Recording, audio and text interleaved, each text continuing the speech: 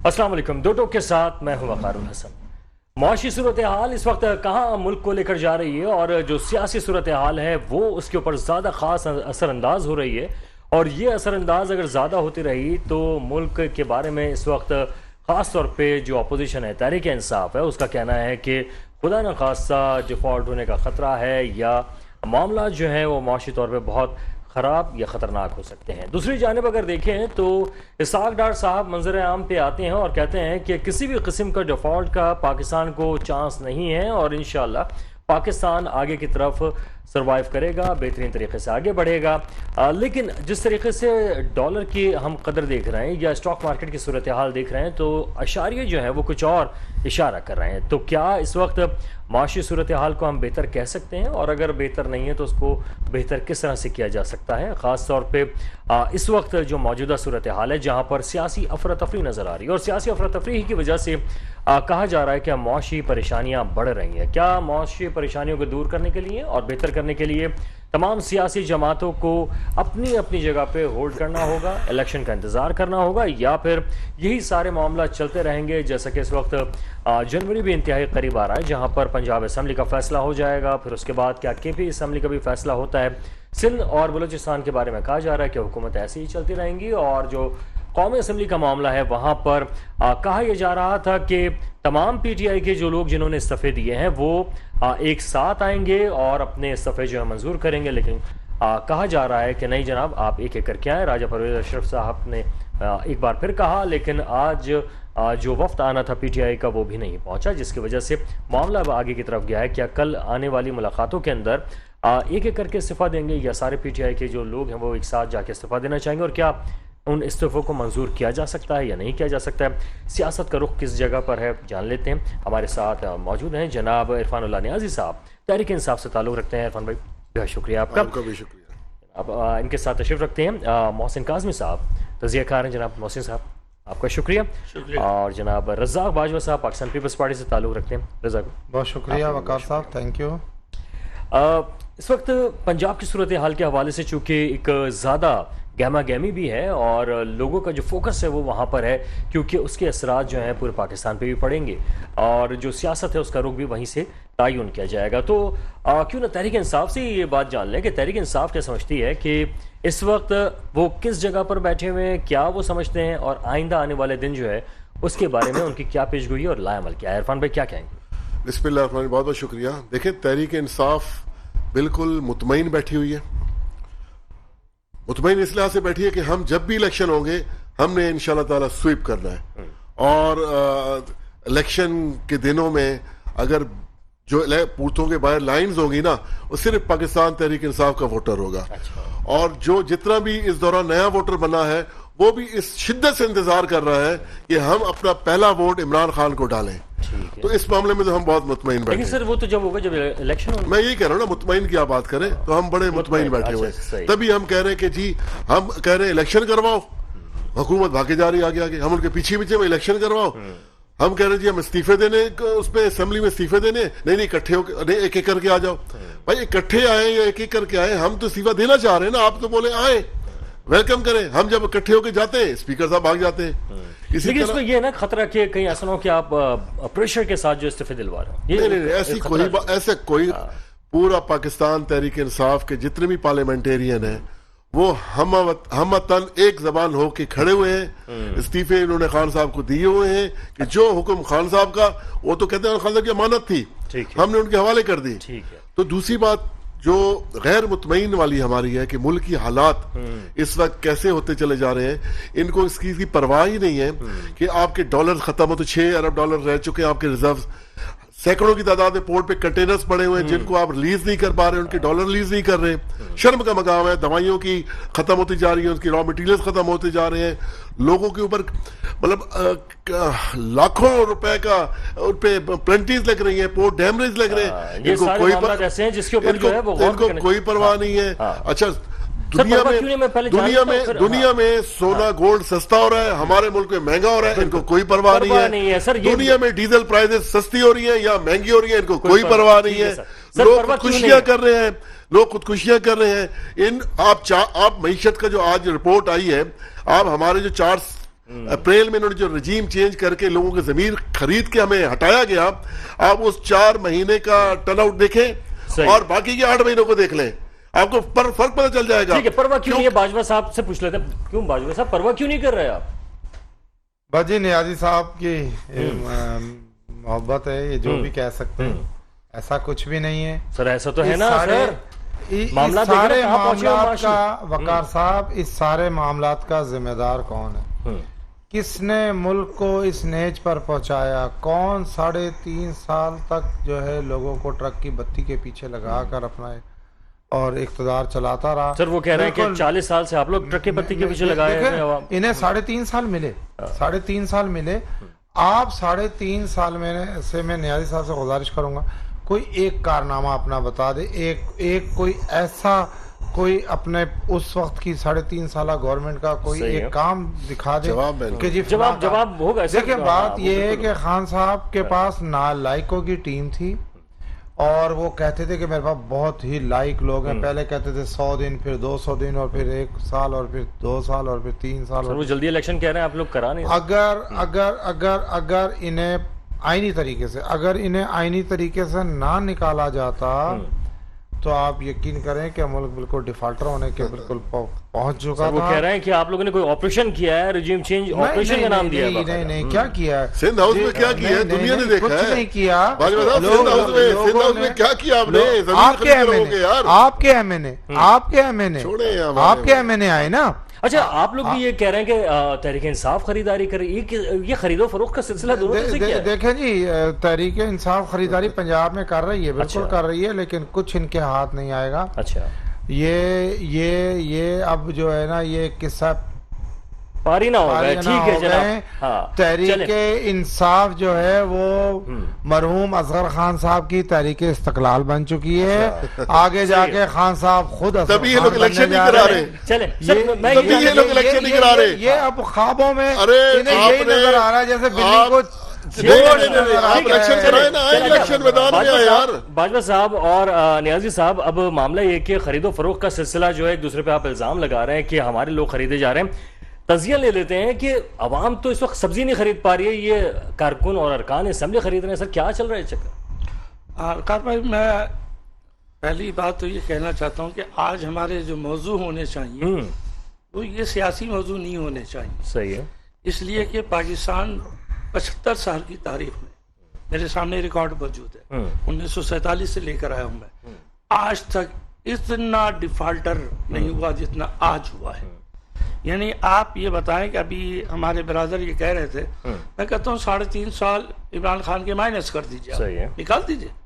अच्छा, अब जो हुकूमत रही तो आप ही लोगों की रही, तो क्या मैशियत ऊपर जा रही थी?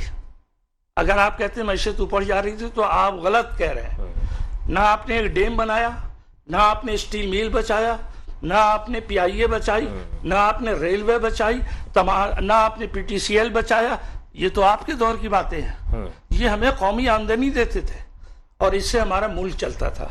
अभी मैं आपके सामने एक मिसाल दे रहा हूँ कि 1947 से लेकर 1950 तक तारीख है कि पाकिस्तान टॉप इसमें इकोनॉमिक्स में था। बिल्कुल सर, कराची तीसरे नंबर पे था। और उसकी वजह भी सुन लीजिए, लिखा हुआ है कि कोरिया की जंग उनके अंदर हमने कपास और पटसन जो बेची है ना, इतना हमें रेमिटेंस मिला है उसका कि हमारी खुशहाली हो गई थी। उसके बाद ये 58 में थोड़ा जवाल आया, फिर कभी 65 में आता रहा जवाल, आता रहा, लेकिन हम संभलते रहे।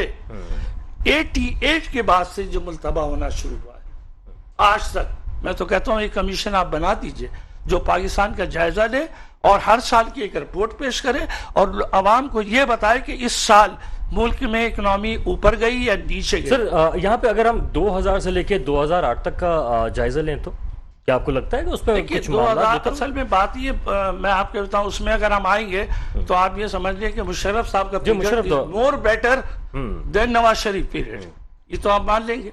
उनके जमाने के अंदर इकोनॉमी अच्छी थी, महंगाई कंट्रोल में थी और आम आवाम को शिकायत नहीं थी। आम आवाम बेहतरी की तरफ जा रहा है। 68 रुपीज का आपका डॉलर था उस जमाने के अंदर, ठीक है। तो تو اب آپ پھر یہ ہم کہیں گے تو آپ کہیں گے عامر کی آپ تعریف کر رہے ہیں. وہی چکر آ رہا ہے نا سر. ہاں ہم تو عوام نہیں جانتی سر عامر کون، زاہد کون، محمود کون. وہ تو کہتی ہے بھائی ہمیں. اور ایک چھوٹی سی بات یہ کہ پاکستان کو بہترین جو موقع ملا بھٹو صاحب کے زمانے سے ملا، اس میں کوئی شک نہیں. ہم نے ان کو فل سپورٹ دی. بھٹو صاحب کو جو سپورٹ ملی پاکستان میں کسی کو نہیں ملی. اب وہی سپورٹ اس وقت عمران خان صاحب کو مل رہی. صحیح ہے. ٹھیک ہے، انہی نے پوری کوشش کی اور ملک کو بہرحال کچھ نہیں ایک سب چیزیں چھوڑ دیجئے ان کی. آپ ان کی ایٹمک انرجی کا جو کام ہے نا وہ ایک طرف رکھ لیجئے بھٹو صاحب کا. لیکن کیا کہ بھٹو صاحب کو پھانسی کے پھندے پہ پہنچانے والی ٹیمیں جو 13 اس زمانے کی 9 جماعتیں تھی آج ان کے ساتھ بیٹھی. یہ کیسے سیاست ہوئی؟ آپ کو نہیں بیٹھنا چاہیے ان کے ساتھ کسی قیمت کے اوپر. جس نے بھٹو کو پھانسی گھاٹ تک پہنچایا وہ یہ لوگ ہیں. یہی جو آج کی ٹیم آپ کی 13 کی مائنس کرنے نہیں پہنچایا. مقصد یہ کہ کوئی سیاست میں کچھ اصول بھی ہونے چاہیے. بالکل اصول ہونے چاہیے. اچھا نیازی صاحب، اس وقت اگر ہم ذکر کریں معاشی صورتحال کا، بار بار الزام یہ لگتا ہے کہ خان صاحب نے اس نہج پہ پہنچایا ہے، اس طریقے کے معاہدے کر کے آئے جس کی وجہ سے آج اگر ملک کو مسائل کا سامنا ہے تو وہ ان 3.5 سالوں کی وجہ سے. کیا مانتے ہیں سر آپ؟ دیکھیں آپ کو ایک بہت اچھی بات بتاؤں. 3.5 سال میں کہتے ہیں جی ہم نے خزانے کو نقصان دیا، ہم نے ملک کو نقصان دیا، لیکن ایسی بات نہیں تھی. ان 3.5 سالوں میں ہم نے 10 لاکھ کا جو ہیلتھ کارڈ دیا، لوگ مستفید ہو رہے تھے. ٹھیک ہے، انہی 3.5 سالوں میں لنگر خانے ہم چلا رہے تھے. یہی کام انہی 3.5 سالوں میں احساس پروگرام ہمارا چل رہا تھا. اس سے اچھا تو سیلانی والا چلا رہا ہے. سنیں انہی 3.5 سالوں میں 3 سالوں میں پناہ گاہیں چل رہی تھی. انہی 3 سالوں میں بجلی پوری دی جا رہی تھی. انہی 3.5 سالوں میں ڈرون اٹیک نہیں رکوائے ہوئے تھے. انہی 3.5 سالوں میں ڈیم بنوائے جا رہے تھے. انہی 3.5 سالوں میں موٹر وے بنائی جا رہی تھی.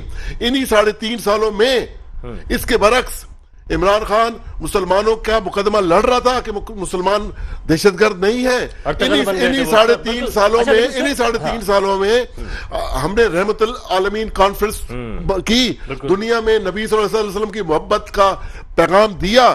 انہی 3.5 سالوں میں ہم نے پاکستان کے عوام کی غیرت جگائی رکھی. ٹھیک ہے سر، لیکن سارے معاملات چل رہے تھے. لنگر خانے کے بجائے کارخانے لگا دیتے. میں بتا رہا ہوں نا، تو سن تو لیں نا. باجوہ صاحب کی بڑی ہو رہی ہے وہ بھی سن لیں. انہی 3.5 سالوں میں ایکسپورٹ ریکارڈ سطح پہ گئی. کووڈ کے ہوتے ہوئے انہی 3.5 سالوں میں ہمارے یہاں کارخانے گاڑیوں کے لگ رہے تھے. سر نوٹ کر لیں، لگ رہے تھے. انہی 3.5 سالوں میں ہمارے ٹائر انڈسٹری لگ رہی تھی، بلکہ لگ بھی چکی ہے سروس کی ایک نوری آباد میں. انہی 3.5 سالوں میں ماربل انڈسٹری یہاں لگ رہی تھی. انہی 3.5 سالوں میں روشن ڈیجیٹل اکاؤنٹ کھولا گیا اور لاکھوں ڈالرز پاکستانیوں نے پاکستان میں بھیج رہے تھے. انہی 3.5 سالوں میں ہم قرضہ بھی اتار رہے تھے. تو بھائی ایک اچھی خاصی چلتی ہوئی. اور انہی 3.5 سالوں میں پاکستانی عوام ریکارڈ ٹیکس دے رہے تھے. اور اگر میں کہتا ہوں، میں یقین سے کہتا ہوں کہ ہم 1.5 سال اور رہ جاتے تو ہمیں آخری بجٹ میں ٹیکس لینا ہی نہیں پڑتا. مطلب خسارہ لینا، قرضہ لینا ہی نہ پڑتا. ہمارا ٹیکس اماؤنٹ اتنا آ جاتا کہ خسارے کو ہم لیول کر جاتے، بلکہ اس سے بڑھ جاتے. تو انہوں نے دیکھا، جو ان کے منسٹروں نے کہا کہ یہ تو عمران خان تو وہ پلاننگ کر رہا ہے کہ 2028 میں بھی ہمیں جگہ نہیں ملے گی. یہ سارے وہ کارخانے والی بات بتا دیں نا سر، کارخانے لگا لیتے لنگر خانے. کارخانے میں بتا رہا ہوں نا. آپ ٹائر انڈسٹری دیکھیں، اتنے عرصے سے ایک جنرل ٹائر انڈسٹری چل رہی تھی ہمارے ملک میں. روزگار ہو رہے تھے زمانے، کوئی بے روزگار نہیں ہو رہے تھے. کووڈ کے دوران پورا دنیا نے، ورلڈ ہیلتھ آرگنائزیشن نے کہا کہ پاکستان عمران خان نے جو پالیسی دی ہے کووڈ کے دوران سب سے بیسٹ رہی ہے. ہمارے غریبوں میں ہم نے 12,000 ان کی دہلیز پہ بغیر کسی سفارش کے ان کو ایک کو دیا. 1 کروڑ 44 لاکھ گھروں کو ہم نے راشن کے 6-6 ہزار میں پہنچائے. اسی طرح راشن دیا. ان کی طرح نہیں کیا کہ جی اربوں روپے کا راشن کہا جی رات کے اندھیرے میں ہم نے بانٹ دیا. رات کے 1.5 سال میں نے آپ کو کہا سب سے بڑی بات کی، 1.5 سال ہم اگر رہ جاتے ہیں نا، یقین کریں کہ میں وہی بات دوبارہ دہرا رہا ہوں کہ ہمیں قرضہ نہیں لینا پڑتا. 73 سالوں میں اتنا اعتماد تھا. آج وہی پاکستانی، ان کو ہمیں ہٹایا گیا نا، وہی پاکستانی اپنا پیسہ روک کے بیٹھ گئے. 24,000 ارب وہ روپیہ نہیں قرضہ بھیج رہے. لیا. وہ کہہ رہے ان چوروں کے ہاتھوں میں ہم پیسہ کیوں دیں؟ جس شخص کے اوپر فرد جرم عائد ہونی آپ نے تھی، تو ملک کا اس کو بیڑا آپ غرق نے کر پرائم دیا۔ منسٹر بنا دیا، بالکل سر، جو خزانہ لوٹ کے بھاگا ہوا تھا اس کو بلا کے خزانے کا وزیر خزانہ بنا دیا۔ یہ ہمارے ملک کا حال کیا ہوا انہوں نے۔ آپ سنیں یہ ان کی بات 1.5 سنیں، سال رہنے دیتے، ایک منٹ نیازی صاحب، 1.5 سال اگر آپ رہنے دیتے تو کم از کم میں کہتا ہوں یہ ملک ہمارے ہاتھوں سے جا رہا تھا، ملک ڈیفالٹر ہونے جا رہا تھا ملک کا۔ یہ پاکستان کو وہ جو ملک بنا، یہ ہمارے پڑوسی ملک کا جو حال ہوا ہے پچھلے دنوں سری لنکا کی بات سری لنکا بنانا چاہ رہے تھے یہ۔ چلیں آپ دیکھیں گے 24,000 ارب قرضہ پورے 72-73 سالوں میں لیا، ساری حکومتوں نے سر وہ لیا۔ کہہ رہے ہیں قرضہ ادا بھی کر رہے عمران تھے، ادار بھی خان رہتے نے ہیں۔ ادا کتنا کیا؟ 24,000 ارب روپیہ 2-2.5 سالوں میں لے لیا۔ ہیوی ٹیکس ظلم کیا ہے انہوں نے پاکستان کی عوام لیکن نیازی صاحب ابھی لائکوں کی حکومت تھی۔ ایک اور معاملہ آ رہا ہے باجوہ صاحب، ابھی جو بہت سی انڈسٹری بند ہونا شروع ہوئی ہیں، وہ وجوہات کیا ہے اس کو؟ وہ دیکھیں جی کچھ نہیں بولیں گے۔ انڈسٹریاں اگر بند ہو رہی ہیں تو ضرور حکومت کو اسے نظر ثانی کرنی چاہیے۔ $225 کا ڈالر ہو گیا سر، ویسے اوپن مارکیٹ میں 250 کا پہنچا۔ یہ سارا انہی کے دور میں ہونا تھا۔ اچھا۔ انہوں نے ٹیکنیکل بیس پر سارا ڈالر روکا ہوا ٹھیک تھا۔ ہے۔ یہ ساری چلاکیاں ہوشیاریاں پاکستان کی 20-21 کروڑ عوام جانتی ہے، چلیں سر، جو اقتدار سے چلاکیاں پوچھ چمٹے لیتے ہیں۔ رہنے کے لیے انہوں نے کیا۔ کاظمی صاحب یہ چلاکیاں کیا سیاستدان آپس میں دکھاتے رہیں گے؟ ملک کہاں جا رہا ہے سر؟ میں تو حضور یہ حیران ہوں کہ جب انہیں نے حکومت سنبھالی ہے تو 13.5% مہنگائی تھی اور آج 39% تک پہنچی ہوئی ہے مہنگائی۔ تو اس اچھا، آپ وقت کے خیال میں 8 مہینے کے اندر یہ سارا معاملہ جی ہوا؟ تو اس وقت ڈیفالٹ ہو رہا تھا جب 13% تھی، 13.5%۔ آج 39% تو ڈیفالٹ نہیں ہو رہا۔ اچھا، ایک سیکنڈ دیکھیں، بات حقائق سے کی جائے گی۔ اصل میں بات حقائق لے سے لیتے کی ہیں جائے نا، گی۔ پھر میں دیکھیں بات حقائق سے کی جائے گی۔ اگر آپ 13.5% پر آئے تھے، آپ اسے 13.5% نہیں رکھتے آج تک، تو آپ بڑے کامیاب تھے۔ اچھا وہ کہہ رہے ہیں کہ ہم جو ہے IMF کے قرضے اس طرح کے لیے گئے تھے، ان شرائط پہ لے گئے تھے کہ کرنا مشکل تھا۔ دیکھیں ٹھیک، باجوہ صاحب ذرا کاظمی صاحب سے لے میں لوں کوئی ڈیفالٹر کے لیے کوئی دنیا انٹرنیشنل آپ کو سرٹیفکیٹ ایشو کرے گی ڈیفالٹر کے لیے۔ ڈیفالٹر ہم اس لیے ہو گئے کہ جو پیاز میں 40 روپے کلو لیتا تھا اس وقت، وہ ہم نے 250-300 روپے کلو خریدی ہے، اور کیسے ڈیفالٹ ہوں گے؟ ہمارا گھر ڈیفالٹ ہو گیا۔ آپ ڈیفالٹ سے مراد کیا؟ آپ ملک کو ڈیفالٹ کروانا چاہتے ہیں؟ یہ بس اللہ کا بڑا کرم ہے کہ اس ملک کا نام خدا داد پاکستان ہے، ورنہ اس کو تباہ کرنے میں ہم نے کوئی کسر نہیں چھوڑی۔ سر کاوز جی کا اس بات پہ ایک جملہ مجھے بڑا یاد آ رہا ہے۔ کاوز جی کہتے تھے کہ کچا مکان ہم لوگ بنا لیتے ہیں، اس میں 2 نمبریاں کرتے ہیں ٹھیکیدار اور کچا مکان بناتے ہیں، اس پہ ماشاءاللہ لکھ کے سمجھتے ہیں کہ اب یہ مکان نہیں گرے گا۔ تو ایسا نہیں ہے، اللہ نے یہ بھی کہا ہے کہ کم از کم اس کو بہتر تو بناؤ، پکا تو بناؤ۔ تو سر یہ والی صورتحال آپ کو لگ رہی ہے کہ صرف نام ہم نے رکھ لیا ہے اور ہم اللہ کا نام لیتے رہتے ہیں اور ہم سمجھتے ہیں کہ نہیں، وہ تو میں نے اس لیے کہا کہ چونکہ واقعی یہ خدا داد ہے، اس میں تو کوئی شک جب خدا داد ہے تو بچ رہا ہے، ورنہ ہم نے تو اس کو بنانے میں کوئی کسر، تباہ کرنے میں کوئی کسر نہیں چھوڑی۔ یہ واحد ملک ہے، 75 سال کی تاریخ اٹھا کے دیکھیے، اس میں جمہوریت کتنے عرصے رہی، آمریت کتنے عرصے رہی۔ آپ کا پڑوسی ملک، لیکن سر آمریت کے دور کی اگر ہم بات کریں، آمریت میں بہتری میں ایک بہت پازیٹیو بات کہنا چاہتا ہوں۔ یہ دونوں بھائی میرے برابر موجود ہیں، بڑی اچھی بات ہے۔ آج بھی اگر یہ دونوں سنسیئر ہو جائے، اپنے اختلافات ابھی نہیں ہے آپ کے خیال؟ جی اچھا، اختلافات کو بھلا دے جی، اور یہ طے کریں کہ ہم دونوں مل کے پاکستان کے لیے کچھ کام کرنا چاہتے ہیں، تو یہ لوگ بہت بہتر کام کر جائیں گے بنسبت 13 پارٹیوں کے۔ ٹھیک ہے سر عزیز صاحب، اگر آپ لوگ سنسیئر ہو جائیں، یعنی آپ ذرا سا آپ پیچھے تو ہٹیں، آپ کہیں تو ٹھیک ہے ہم ہاتھ ملانے کو تیار ہیں، آپ تو کہہ رہے ہیں چور ڈاکوں سے میں ہاتھ ہی نہیں ملاؤں گا۔ دیکھیں میری بات سنیں، ہم بالکل سندھ کی ترقی کے لیے ہم نے بہت کوشش کی۔ جو ہمارا 10 لاکھ کا ہیلتھ کارڈ تھا، ہم جب سندھ میں آئے تھر میں دینے کے لیے تو انہوں نے ہی کہا نہیں جی تو 18ویں ترمیم ہے، ٹھیک ہے، ہم نے سندھ کو بگاڑنے کا ٹھیکہ لیا ہوا ہے انہوں نے۔ اچھا، مطلب اتنے عرصے سے سیلاب زدگان، آپ ٹرین پہ سفر کر لیں، ابھی بھی 3 مہینے سے زیادہ ہو چکے ہیں، ابھی بھی کتنے گھر جو ہے پانی کے اندر ڈوبے ہوئے، ابھی بھی۔ ٹھیک ہے، آپ بے شک سفر کر لیں، اس میں ان کو کوئی احساس نہیں ہے۔ اچھا دوسری ایک اور بات بتاؤں، ان کی میں ایک بات بتا دوں، ان کی ترقی اور کامیابی کی ایک بات بتا دوں کہ جنوری سے لے کے آج تک صرف ان کے ایک سانگڑ کا ایک علاقہ جو ہے نا، ضلع سانگڑ، اس میں 73 لوگ اب تک آج تک خودکشی کر چکے ہیں۔ سر میں یہ معلوم کر غربت کی وجہ سے باجوہ صاحب سے معلوم کرتا ہوں، باجوہ صاحب کیا دودھ کی نہریں میں آتے ہیں ہم لوگ، اگر آپ بھی ایک قدم پیچھے ہٹیں اور آپ بھی آئیں کہیں کہ آئیے خان صاحب ہم آپ سے بات کریں۔ کل کے جلسے میں ہمارے نوجوان چیئرمین بلاول بھٹو زرداری نے خان صاحب کو آئینہ بھی دکھایا اور انہیں بتا بھی دیا کہ ابھی تک تمہیں انگلی نہیں لگی ہے اور اب تیار بھی ہو جاؤ، ورنہ اب کیا اور ہوگا؟ یہ آفر بھی مطلب کی کیا ہے ہو سکتا کہ ہے؟ آپ آئیں ایوان میں آئیں بیٹھیں. اچھا ایک دیکھیں ایوان ہی ایک طریقہ وہ تو ہے. کہہ رہے ہیں شاہ محمود قریشی کہہ رہے ہیں کہ ہمیں نہیں چاہیے, ہمیں تو وزیر اعظم کہیں گے تو ہم سوچیں گے نا سر. وہ کہہ رہے ہیں بلاول بھٹو کہہ رہے ہیں وہ ایک الگ بات. شاہ محمود قریشی صاحب کی بیچاروں کی کون سنتا ہے؟ جو کچھ بھی ہے تحریک انصاف صرف عمران خان کی ہے, اچھا اور عمران خان کی ہر درمی نے تحریک انصاف کو یہاں تک پہنچا دیا ہے. اچھا اور شاہ محمود قریشی بڑے مدبر اور بڑے ذمہ دار سیاستدان ہیں, میں اس کی بہت عزت کرتا ہوں. رہا پی ٹی آئی میں کسی کی, یہ آج پی ٹی آئی جو اس نیچ پر پہنچی ہے یہ صرف اور صرف عمران خان کی ضدوں پر, اچھا عمران خان کی. اچھا لیکن بلاول صاحب نے کیا ان کو مشورہ دیا سر؟ بلاول بھٹو صاحب نے تو کہا ہے کہ جی اگر آپ ایوان میں آتے ہیں ہمارے ساتھ بیٹھ کے بات کرتے ہیں, یہ ایوان آپ کے لیے ہاتھ ملانے کو تیار ہے. بالکل حاضر. اور یہ بھی یاد دلایا ہے کہ ابھی تک آپ کو انگلی نہیں لگی ہے. صحیح ہے. آپ اور اگر مزید آپ نے اس ہٹ درمی کو نہ چھوڑا تو پھر تیار ہو جائیں.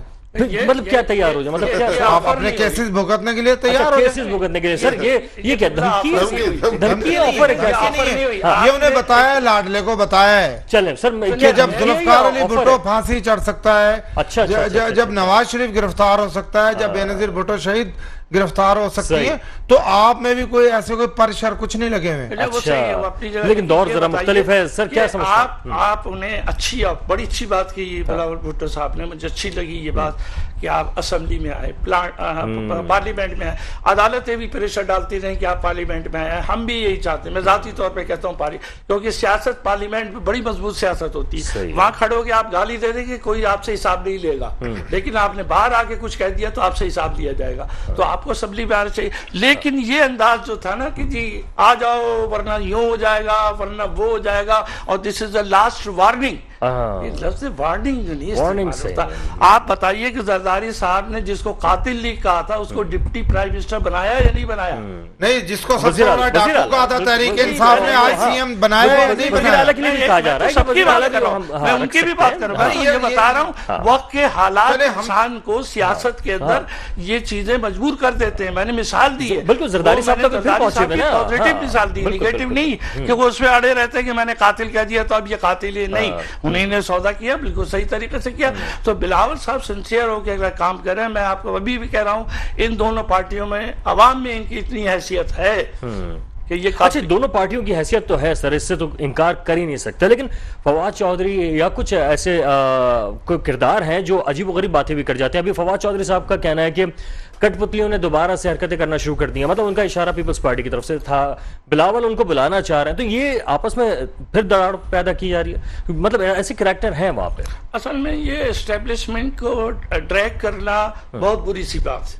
دیکھیے پہلی بات تو ایک حقیقت ہر آدمی سمجھ لے, اسٹیبلشمنٹ ایک حقیقت ہے, اس کے بغیر نہ ملک چلتا ہے نہ حکومت چلتی ہے, اور پوری دنیا میں ایسا. ٹھیک ہے, پوری دنیا کے اندر پوری دنیا میں اسے میں اپنی زبان میں اسے کہتا ہوں انویزیبل گورنمنٹ. جی جی یہ انویزیبل گورنمنٹ ہے, اس کے بغیر حکومت نہیں چلتی. ہاں اچھے برے لوگ سب جگہ ہوتے ہیں, اس میں بھی کوئی اچھا برا آدمی آ سکتا, لیکن یہی اسٹیبلشمنٹ نے آپ کے پاکستان کو بچایا, بھٹو صاحب کے ذریعے بچوایا, لیکن بچایا اسٹیبلشمنٹ نہیں بچایا. تو اسٹیبلشمنٹ نے اقتدار دیا تھا بھٹو صاحب کو کہ آئیے اب آپ جو ہے اقتدار سنبھالیے. تو آج بھی جو حالات خراب ہیں یہ بھی آپ کو دیکھیے کہ یہی اسٹیبلشمنٹ کو کچھ نہ کچھ کرنا ہوگا, کیونکہ ہمارا سوال اس وقت. ہاں لیکن آج کل ٹیکنوکریٹس کے حوالے سے خان صاحب اور جو پی ٹی آئی یہ بڑا کہہ رہے ہیں کہ اس طرح کا کوئی بھی تجربہ کیا گیا تو وہ ناکام ہو جائے گا. یہ کیا ایسا کوئی ہو سکتا ہے ایسا؟ اصل میں یہ دیکھیں, یہ بات تو آپ سمجھ لیں کہ موجودہ 13 پارٹیوں کی جو حکومت ہے ان کی ایک کمزوری یہ ہے